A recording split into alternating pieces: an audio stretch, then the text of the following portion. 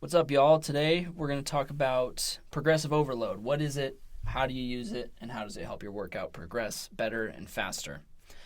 Progressive overload is the idea that your workouts are progressing and progressive over time, right? The idea that you're avoiding getting stagnant in your workout to keep that progress coming over a long period of time.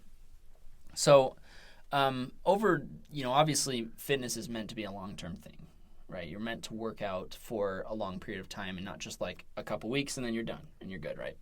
So over the span of workouts across weeks and months, you're consistently pushing your body harder over a span of time. That's what progressive overload is pushing your body harder each time that you work out, right? As a result, your body becomes stronger. Just like when after you practice piano over a long period of time, you get better at piano. When you work harder over a long period of time on your body gets stronger. It's just kind of the natural progression of things. So to kind of explain how progressive overload works, we wanted to use an example because we feel like that would illustrate it best.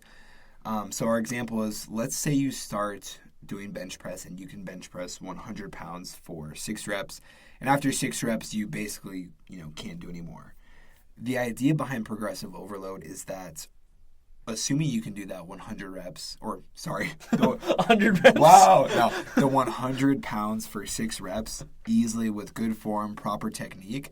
The next time that you go to the gym, say next week when you're doing bench press again, you want to try to push yourself, right? You want to progressively overload. And so that next time, you're going to be trying to do 100 pounds for 8 reps. Let's say you can only get to 7 this time. Exactly. Right? So, if you get to 7, then the next time you're going for 8 as well. Yeah. Eventually, once you can, say, get to 8 reps of 100 pounds, again, with, good form and technique and you feel good about it, then the next time you go to the gym, you will want to increase that weight up to 100, 105, maybe 110, right? But then also decrease those reps back down to 6. So you're either constantly cycling through increasing reps or through increasing weight every time you go to the gym. Yeah, so you're never doing them both at the same time. That's something to focus on. You're never wanting to go from 100 to 120.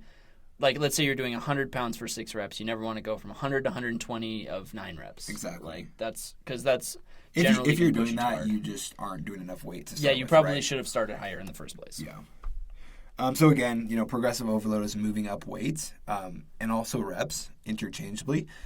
But there is a slight difference that we usually recommend with all of our clients, and that difference comes from compound versus isolation lifts.